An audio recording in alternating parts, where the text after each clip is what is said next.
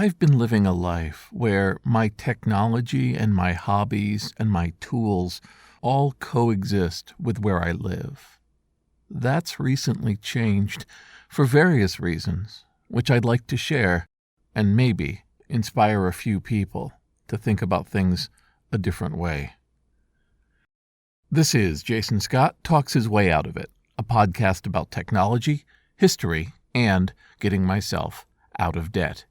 Thanks to Daniel Boyd, Eric Vitello, and the hundreds of other supporters on Patreon and elsewhere who have been supporting me and helping me get out of debt. Through most of my life, I have tried to keep my computers and where I sleep almost on top of each other. In high school, I had 2 rooms separated by a small door that represented my laboratory, and it wasn't long before the parts of the computer that could be wired over into where I slept were also there. A remote monitor, remote controls, and being able to hear what was going on the bulletin board that I was running in the other room. When I was living in Boston, my apartments, more often than not, would be capsules of technology, things going up and down the walls, hanging on shelves, wired into each other, and looking more or less like a spider's nest combined with a forgotten warehouse of parts and books and manuals. The thing is, I liked it. I actually loved the complication, the piles, the intertwining collections that I would have to separate on a common basis. This represented for me an aesthetic that I liked living in. When I was lucky enough, my bedroom and my computer room would be 2 separate spaces, but more often than not, I would be sleeping in the middle of these piles, enjoying the fact that if I rolled over in either direction, I could keep track of what was going on online and with my processes. I could live in a world, the comforting hum of machinery in the background. There's a very strange tangent to this. In one of my jobs as a system administrator, there was a particular white glove service to the machine room attendants. We actually had full-time people sitting in a room with monitors for indicating the state of all the machines, the network, and they would run on 3 12-hour shifts every week. Naturally, due to the relatively low salary and the 3 days, some of the data center technicians had second jobs or full families that they took care of, and as a result, in the middle of a 12-hour shift, they might need a nap, and they had fashioned a secret nap room in the building, which one day someone let me know about. I said I was feeling a little under the weather, that I needed to lie down, and they let me in to the secret chamber that I could relax in. It was in an out-of-the-way storeroom, which had a few twisting passages in the back of it, which led to a couch that had been moved back there. And with the lights of the room off, you ended up with a quiet sleep chamber that nobody would disturb you in. But it had a second aspect to it I did not expect. Because the storeroom was up against the elevator and represented almost direct passage to the basement, you could hear, in the distance, echoing through the elevator shaft, the sound of the heating and environmental systems of the building. And they were powerful and large and seemed to need to run 24/7. So when I needed to grab a few minutes of sleep every once in a while, I would go in there, lie down on the couch with the lights off, and I would hear, far away, almost at the perception of awareness, a low, dull rumble, a sound like something far away is doing something sinister, digging as deep into the earth as it could go. It was comforting, calming to me. Beyond just lying down, I found an emotional connection. So I think, baked into how I think of my living spaces, is an urge to make things enclosed and complicated and representing depths of unfound surprises and wonders that I will discover someday. This has all come to a head multiple times when I've crossed the line from merely having things be complicated to being untenable. All it'll take is somebody sending me 10, 15 boxes to process, or discovering that a project needed all of my attention and I don't do anything for a couple weeks but that project. I look up and things have gotten out of control. There's no way for me to find what I need. I confuse critical projects with items that should be thrown away, and over time, I start to lose track. This situation, this lack of control, has happened to me multiple times in my life and often required new priorities, friends helping, and generally digging my way out from where I put myself. It happens, I think, to almost everybody at some point. You start focusing on one aspect while leaving other aspects to the side, eventually leads to discovering that you've left something aside for way too long. Sometimes, ironically, I've been brought into other people's problems where they've been finding themselves buried with potential and ideas instead of digging through the boxes and machinery that they've been assembling towards an unknown and fuzzy goal.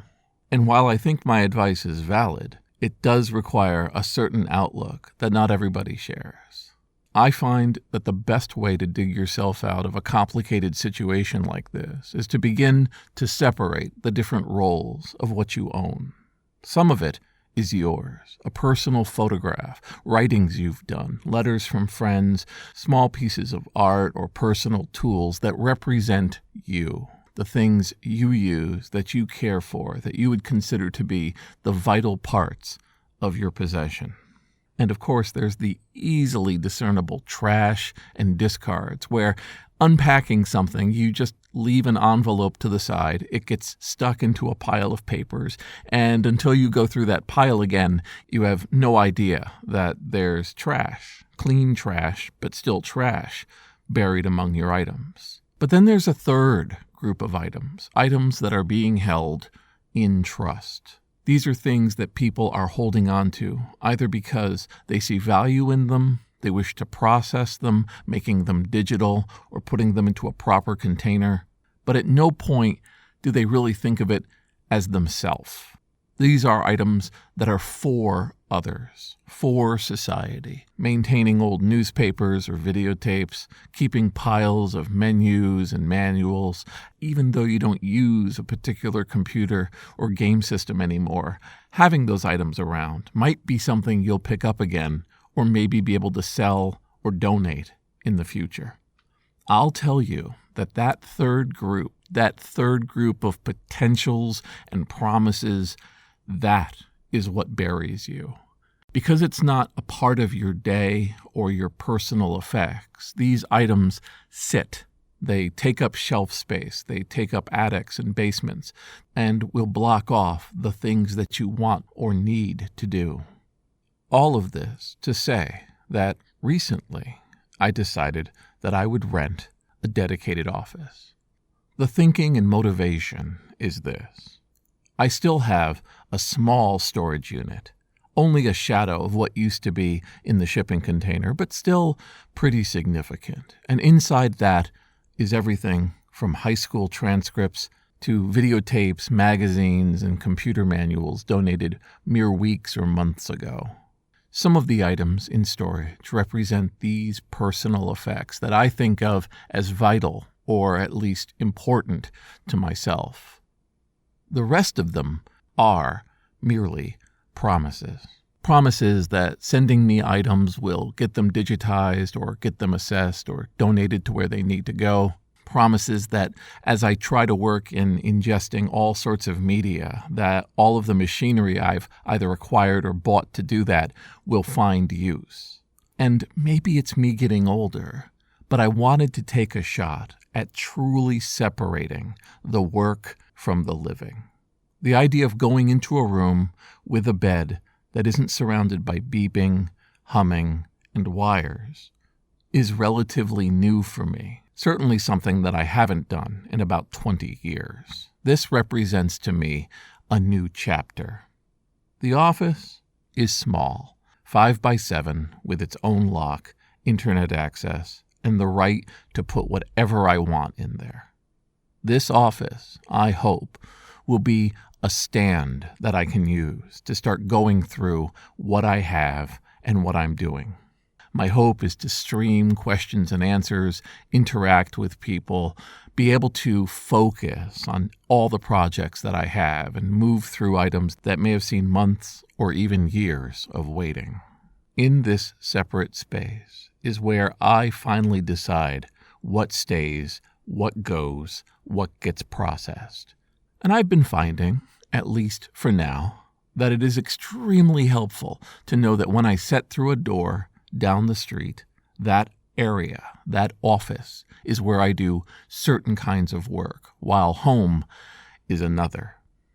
I'm very, very lucky to have this situation. This will enable me to push through a lot of my backlog, both online and off, and will allow people to watch it happen in real time as I move through what I'm expecting to be a few dozen boxes of hopes, dreams, and videotapes. And while the home where I put my head down, the bedroom that I sleep in, doesn't have that low, dull hum I found so relaxing, like a spaceship or a heartbeat back at my old job, I definitely have been feeling that when I go to sleep somewhere, a small office contains, for me, a to-do list that is no longer surrounding me, but waiting patiently until I'm ready. This is Jason Scott Talks His Way Out of It. Thanks to James Bighoyanu, Mark Pilgrim, Peter Healy, Emilio Oliveira, Ernie Hershey, Michael Rubin, Matt Reynolds, Sean Kelly, John Sturm, Manxalot, and Anonymous, along with the hundreds of other supporters on Patreon and elsewhere who have been supporting me and helping me get out of debt. This to-do list represents, in many ways, its very own debt. It's a set of promises that I made to people, to signing on with efforts or convincing myself that it would only be a short period of time to turn something digital, sort through a pile of papers, or find something a home. The fact that these projects are my debt and my lien now, far away from the financial horrors that I was facing years ago, is due to this podcast, that I can turn to this newest bill and pay it off, scan by scan, trashing and discard, is thanks to you.